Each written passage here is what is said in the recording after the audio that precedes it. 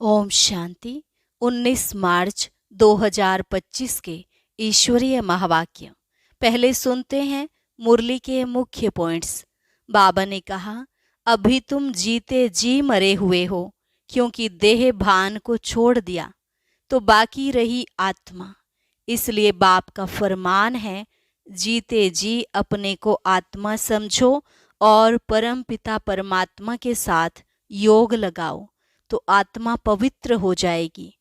फिर बाबा ने कहा, जो अच्छे पुरुषार्थी बच्चे हैं वह सवेरे सवेरे उठकर देही अभिमानी रहने की प्रैक्टिस जरूर करेंगे। इसमें ही मेहनत है। तुम हो कर्म योगी। तुम्हें चलते फिरते एक दो को सावधान कर कहना है, मन मना भव। अगर दिन में याद नहीं कर सकते तो रात को याद करो। फिर रात का यह अभ्यास दिन में भी काम आएगा। लेकिन घड़ी घड़ी माया याद भुला देती है और देह अभिमान में ले आती है। बाप की और 84 जन्मों के चक्र की याद रहे तो अहो सौभाग्य। यह आश कभी नहीं रखना कि हमारा कर्म भोग ठीक हो जाए, बाप कोई आशीर्वाद कर दे। यह तो अंत तक कुछ न कुछ होता रहेगा। बाप तुम्हें आशीर्वाद करें तो सब पर करना पड़े। बाप ऑर्डिनेंस निकालते हैं, तुमको कभी रोना नहीं है, क्योंकि अभी तुम हर्षित रहने की दुनिया में जा रहे हो, तो वह सारी प्रैक्टिस यहाँ करनी है। लास्ट में बाबा ने कहा, अपने साथ प्रण कर लेना चाहिए कि हम उस पुरानी दुनिया में कभी नहीं जाएंगे, उसे याद भी नहीं करेंगे। शमशान को कभी याद करते हैं क्या? कुमारियों को तो खास कहते हैं। स्वर्ग की महारानी बनना है तो उस पतित दुनिया में मत जाना। और अब सुनते हैं महावाक्यों को विस्तार से। मुरली का सार। मीठे बच्चे, तुम्हें इस पुरानी दुनिया, पुराने शरीर से जीते जी मरकर घर जाना है। इसलिए देह अभिमान छोड़ देही अभिमानी बनो। प्रश्न, अच्छे अच्छे पुरुषार्थी बच्चों की निशानी क्या होगी? उत्तर, जो अच्छे पुरुषार्थी हैं वह सवेरे सवेरे उठकर देही अभिमानी रहने की प्रैक्टिस करेंगे। वह एक बाप को याद करने का पुरुषार्थ करेंगे। उन्हें लक्ष्य रहता कि और कोई देहधारी याद ना आए। निरंतर बाप और 84 के चक्र की याद रहे, यह भी अहो सौभाग्य कहेंगे। ओम शांति। अभी तुम बच्चे जीते जी मरे हुए हो। कैसे मरे हो? देह के अभिमान को छोड़ दिया तो बाकी रही आत्मा। शरीर तो खत्म हो जाता है, आत्मा नहीं मरती। बाप कहते हैं, जीते जी अपने को आत्मा समझो और परम पिता परमात्मा के साथ योग लगाने से आत्मा पवित्र हो जाएगी। जब तक आत्मा बिल्कुल पवित्र नहीं बनी है, तब तक पवित्र शरीर मिल न सके। आत्मा पवित्र बन गई तो फिर यह पुराना शरीर आपे ही छूट जाएगा।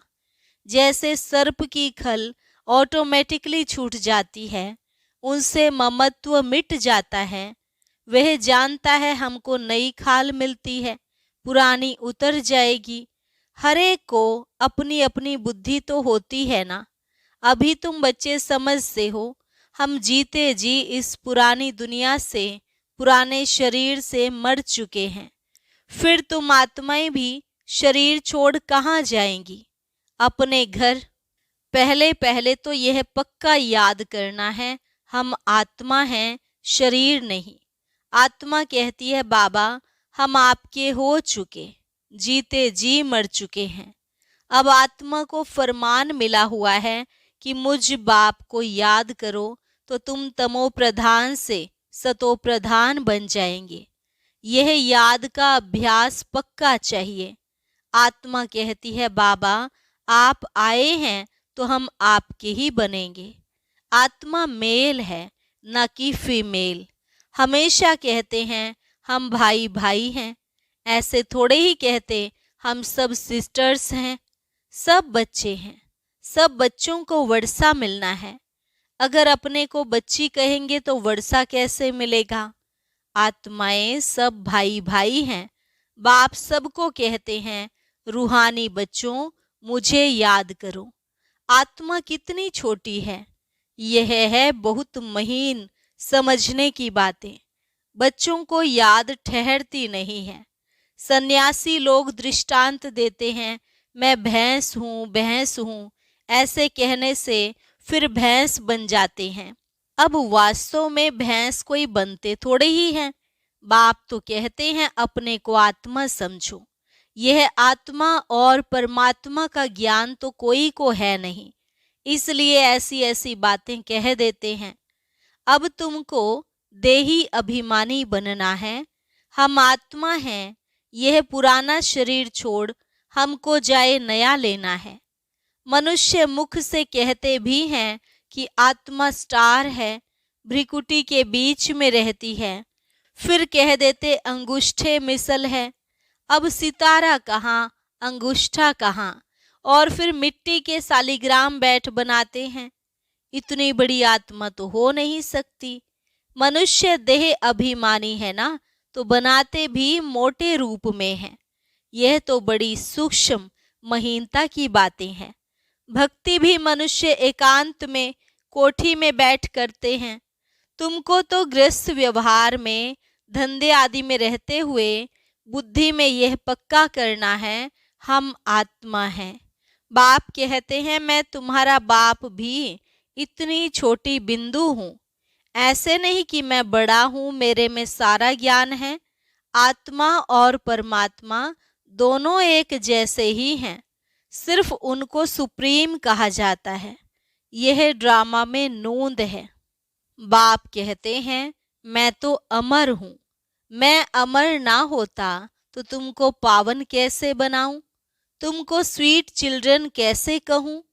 आत्मा ही सब कुछ करती है। बाप आकर देही अभिमानी बनाते हैं, इसमें ही मेहनत है। बाप कहते हैं मुझे याद करो और कोई को याद ना करो। योगी तो दुनिया में बहुत हैं। कन्या की सगाई होती है तो फिर पति के साथ योग लग जाता है ना। पहले थोड़े ही था। पति को देखा फिर उनकी याद में रहती है। अब बाप कहते हैं माँ में कम याद करो। यह बहुत अच्छी प्रैक्टिस चाहिए। जो अच्छे अच्छे पुरुषार्थी बच्चे हैं वह सवेरे सवेरे उठकर देही अभिमानी रहने की प्रैक्टिस करेंगे। भक्ति भी सवेरे करते हैं ना। अपने अपने इष्ट देव को याद करते हैं। हनुमान की भी कितनी पूजा करते हैं, लेकिन जानते कुछ भी नहीं। बाप आकर समझाते हैं तुम्हारी बुद्धि बंदर मिसल हो गई है, अब फिर तुम देवता बनते हो। अब यह है पतित तमो प्रधान दुनिया। अभी तुम आए हो बेहद के बाप पास। मैं तो पुनर्जन्म रहित हूँ। यह शरीर इस दादा का है। मेरा कोई शरीर का नाम नहीं, मेरा नाम ही है कल्याणकारी शिव। तुम बच्चे जानते हो शिव बाबा कल्याणकारी आकर नरक को स्वर्ग बनाते हैं। कितना कल्याण करते हैं। नरक का एकदम विनाश करा देते हैं। प्रजापिता ब्रह्मा द्वारा अभी स्थापना हो रही है। यह है प्रजापिता ब्रह्मा मुख वंशावली। चलते फिरते एक दो को सावधान करना है, मन मना भव। बाप कहते हैं मुझे याद करो तो विकर्म विनाश होंगे। पतित पावन तो बाप है ना।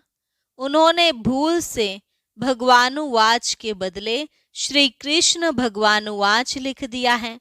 भगवान तो निराकार है, उनको परमपिता परमात्मा कहा जाता है। उनका नाम है शिव। शिव की पूजा भी बहुत होती है।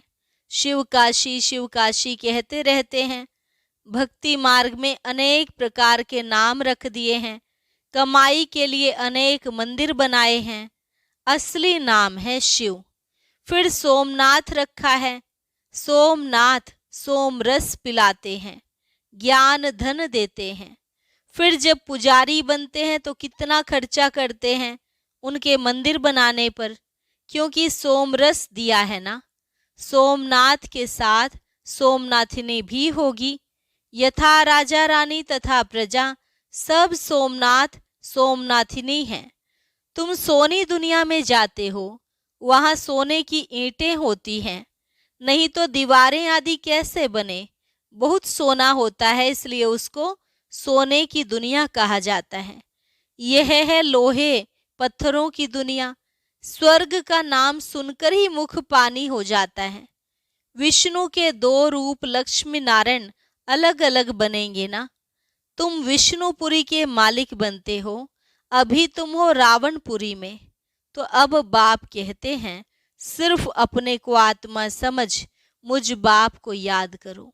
बाप भी परम धाम में रहते हैं, तुम आत्माएं भी परम धाम में रहती हो। बाप कहते हैं, तुमको कोई तकलीफ नहीं देता हूँ, बहुत सहज है। बाकी यह रावण दुश्मन तुम्हारे सामने खड़ा है, यह विघ्न डालते हैं। ज्ञान में विघ्न नहीं पड़ते, विघ्न पड़ते हैं याद में। घड़ी घड़ी माया याद भुला देती है, देह अभिमान में ले आती है, बाप को याद करने नहीं देती। यह युद्ध चलती है। बाप कहते हैं, तुम कर्म योगी तो हो ही, अच्छा दिन में याद नहीं कर सकते हो तो रात को याद करो। रात का अभ्यास दिन में काम आएगा। निरंतर स्मृति रहे, जो बाप हमको विश्व का मालिक बनाते हैं, हम उसे याद करते हैं। बाप की याद और 84 जन्मों के चक्र की याद रहे तो अहो सौभाग्य। औरों को भी सुनाना है, बहनों और भाइयों, अब कलयुग पूरा हो, सतयुग आता है। बाप आए हैं, सतयुग के लिए राजयोग सिखला रहे हैं। कलयुग के बाद सतयुग आना है। एक बाप के सिवाय और कोई को याद नहीं करना है। वानप्रस्थी जो होते हैं वह सन्यासियों का जाय संग करते हैं। वानप्रस्थ वहां वाणी का काम नहीं है, आत्मा शांत रहती है, लीन तो हो नहीं सकती। ड्रामा से कोई भी एक्टर निकल नहीं सकता, यह भी बाप ने समझाया है। एक बाप के सिवाय और कोई को याद नहीं करना है, देखते हुए भी याद ना करो। यह पुरानी दुनिया तो विनाश हो जानी है, कब्रिस्तान है ना। मुर्दों को कभी याद किया जाता है क्या? बाप कहते हैं, यह सब मरे पड़े हैं, मैं आया हूं पतितों को पावन बनाए ले जाता हूं। यहाँ यह सब खत्म हो जाएंगे। आजकल बॉम्ब्स आदि जो भी बनाते हैं, बहुत तीखे तीखे बनाते रहते हैं। कहते हैं यहाँ बैठे जिस पर छोड़ेंगे उस पर ही गिरेंगे। यह नूंद है, फिर से विनाश होना है। भगवान वहाँ चाहते हैं, नई दुनिया के लिए राजयोग सिखला रहे हैं। यह महाभारत लड़ाई है जो शास्त्रों में गाई हुई है। बरोबर भगवान आए हैं स्थापना और विनाश करने। चित्र भी क्लियर है, तुम साक्षात्कार कर रहे हो, हम यह बनेंगे। यहाँ की यह पढ़ाई खत्म हो जाएगी। वहाँ तो बैरिस्टर डॉक्टर आदि की दरकार नहीं होती। तुम तो यहाँ का वर्षा ले जाते हो, हुनर भी सब यहाँ से ले जाएंगे। मकान आदि बनाने वाले फर्स्ट क्लास होंगे तो वहाँ भी बनाएंगे। बाजार आदि भी तो होगी ना, काम तो चलेगा। यहाँ से सीखा हुआ अकल ले जाते हैं। साइंस से भी अच्छे हुनर सीखते हैं, वह सब वहाँ काम आएंगे, प्रजा में जाएंगे। तुम बच्चों को तो प्रजा में नहीं आना है, तुम आए ही हो बाबा मम्मा के तख्त नशीन बनने। बाप जो श्रीमत देते हैं उस पर चलना है। फर्स्ट क्लास श्रीमत तो एक ही देते हैं कि मुझे याद करो। कोई का भाग्य अनायास भी खुल जाता है, कोई कारण निमित्त बन पड़ता है। कुमारियों को भी बाबा कहते हैं, शादी तो बर्बादी हो जाएगी, इस गटर में मत गिरो। क्या तुम बाप का नहीं मानेंगी? स्वर्ग की महारानी नहीं बनेंगी। अपने साथ प्रण करना चाहिए कि हम उस दुनिया में कभी नहीं जाएंगे, उस दुनिया को याद भी नहीं करेंगे। शमशान को कभी याद करते हैं क्या? यहाँ तो तुम कहते हो कहाँ यह शरीर छूटे तो हम अपने स्वर्ग में जाएं। 84 जन्म अब पूरे हुए, अब हम अपने घर जाते हैं। औरों को भी यही सुनाना है। यह भी समझ से हो, बाबा बिगर सतयुग की राजाई कोई दे नहीं सकते। इस रथ को भी कर्म भोग तो होता है ना। बाप दादा की भी आपस में कभी रू रिहान चलती है। यह बाबा कहते हैं, बाबा आशीर्वाद कर दो, खांसी के लिए कोई दवाई करो या छू मंत्र से उड़ा दो। कहते हैं नहीं, यह तो भोगना ही है। यह तुम्हारा रथ लेता हूँ, उनके एवज में तो देता ही हूँ। बाकी यह तो तुम्हारा हिसाब किताब है, अंत तक कुछ न कुछ होता रहेगा। तुम्हें आशीर्वाद करूं तो सब पर करना पड़े। आज यह बच्ची यहाँ बैठी है, कल ट्रेन में एक्सीडेंट हो जाता, मर पड़ती है, बाबा कहेंगे ड्रामा। ऐसे थोड़ी ही कह सकते कि बाबा ने पहले क्यों नहीं बताया। ऐसा कायदा नहीं है। मैं तो आता ही हूँ पतित से पावन बनाने, यह बतलाने थोड़े ही आया हूँ। यह हिसाब किताब तो तुमको अपना चुकतू करना है, इसमें आशीर्वाद की बात नहीं। इसके लिए जाओ सन्यासियों के पास। बाबा तो बात ही एक बताते हैं। मुझे बुलाया ही इसलिए है कि हमको आकर नरक से स्वर्ग में ले जाओ।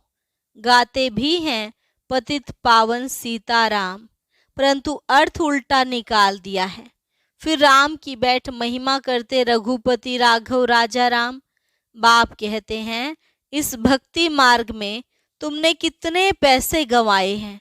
एक गीत भी है ना, क्या कौतुक देखा, देवियों की मूर्तियां बनाए पूजा कर फिर समुद्र में डुबो देते हैं। अब समझ में आता है कितने पैसे बर्बाद करते हैं, फिर भी यह होगा। सतयुग में तो ऐसा काम होता ही नहीं, सेकंड बाय सेकंड की नोंद है। कल्प बाद फिर यही बात रिपीट होगी। ड्रामा को बड़ा अच्छी रीति समझना चाहिए। अच्छा, कोई जास्ती याद नहीं कर सकते हैं तो बाप कहते हैं, सिर्फ अल्फ और बे, बाप और बादशाही को याद करो। अंदर में यही धुन लगा दो कि हम आत्मा कैसे 84 का चक्र लगाकर आई हैं। चित्रों पर समझाओ, बहुत सहज है। यह है रूहानी बच्चों से रूह रिहान। बाप रूह रिहान करते ही हैं बच्चों से, और कोई से तो कर ना सके। बाप कहते हैं, अपने को आत्मा समझो, आत्मा ही सब कुछ करती है। बाप याद दिलाते हैं, तुमने 84 जन्म लिए हैं, मनुष्य ही बने हैं। जैसे बाप ऑर्डिनेंस निकालते हैं कि विकार में नहीं जाना है, ऐसे ये भी ऑर्डिनेंस निकालते हैं कि किसको रोना नहीं है। सतयुग त्रेता में कभी कोई रोते नहीं, छोटे बच्चे भी नहीं रोते। रोने का हुक्म नहीं है। वह है हर्षित रहने की दुनिया, उसकी प्रैक्टिस सारी यहाँ करनी है। अच्छा, मीठे मीठे सिकिलधे बच्चों प्रति मात पिता बाप दादा का याद प्यार और गुड मॉर्निंग। रूहानी बाप की रूहानी बच्चों को नमस्ते। रूहानी बच्चों की रूहानी बाप दादा को नमस्ते नमस्ते, गुड मॉर्निंग। धारणा के लिए मुख्य सार। पहली पॉइंट, बाप से आशीर्वाद मांगने के बजाय याद की यात्रा से अपना सब हिसाब चुकतू करना है। पावन बनने का पुरुषार्थ करना है। ड्रामा को यथार्थ रीति समझना है। इस पुरानी दुनिया को देखते हुए भी याद नहीं करना है। कर्म योगी बनना है। सदा हर्षित रहने का अभ्यास करना है, कभी भी रोना नहीं है। वरदान, प्रवृत्ति में रहते मेरेपन का त्याग करने वाले सच्चे ट्रस्टी मायाजीत भव। प्रवृत्ति में रहते मेरेपन का त्याग करने वाले सच्चे ट्रस्टी मायाजीत भव। जैसे गंदगी में कीड़े पैदा होते हैं, वैसे ही जब मेरापन आता है तो माया का जन्म होता है।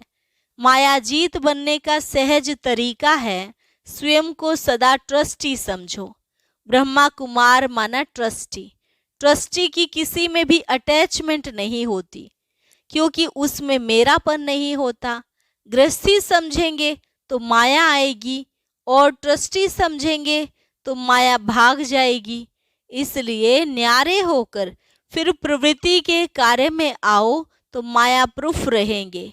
स्लोगन: जहाँ अभिमान होता है वहाँ अपमान की फीलिंग जरूर होती है। ओम शांति। अब आज का अव्यक्त इशारा और ज्ञान मोती भी अवश्य सुने।